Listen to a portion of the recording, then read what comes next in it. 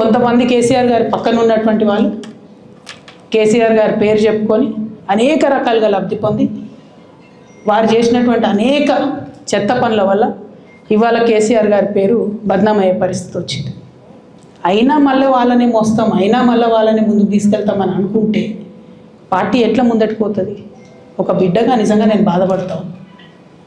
ఇవాళ 5 సంవత్సరాలు ఇరిగేషన్ మంత్రిగా చేసినటువంటి హరీష్ రావు గారిది మేజర్ పాత్ర లేదా దీంట్లో? అందుకే కదా కేసీఆర్ గారు వారిని సెకండ్ టర్మ్లో తప్పించిండ్రు. ఈ మొత్తం కాళేశ్వరం ఎపిసోడ్లో కేసీఆర్ గారికి మరక అంటిందంటే 2-3 వ్యక్తులు కారణం. మాజీ రాజ్యసభ సభ్యుడు ఒకలైతే, హరీష్ రావు గారు ఒకలైతే, మెగా కృష్ణారెడ్డి గారు ఇంకోడు, మెగానో బోగానో ఏదో.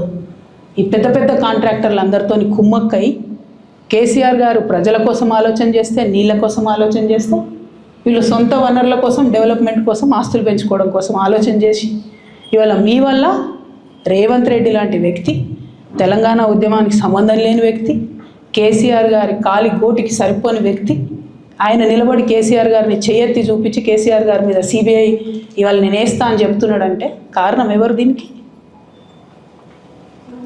నేను భరించిన ఇదే హరీష్ రావు గారు, ఇదే సంతోష్ రావు గారు అనేక కుట్రలు చేసినా కూడా భరించిన. నా మీద ఓపెన్గా మీడియా మిత్రులందరితో రకరకాల మాటలు చెప్తే కూడా నేను భరించిన.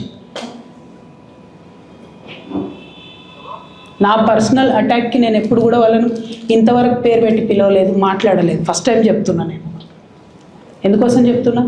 కేసీఆర్ గారికి ఈ వయసులో సిబిఐ ఎంక్వైరీ ఏందండి? ఎందుకోసం ఆ కర్మ పట్టింది? ఎందుకు భరించాలి? ఇటువంటి వాళ్ళని చూస్తూ ఎందుకోసం ప్రొటెక్ట్ చేసుకోవాలి? బీఆర్ఎస్ పార్టీ తమ్ముల కోపం రావచ్చు, కానీ వాస్తవాలు చేదుగున్నా అప్పుడప్పుడు మాట్లాడుకుంటేనే, మందు తీసుకుంటేనే ఆరోగ్యం మంచిగా అవుతుంది.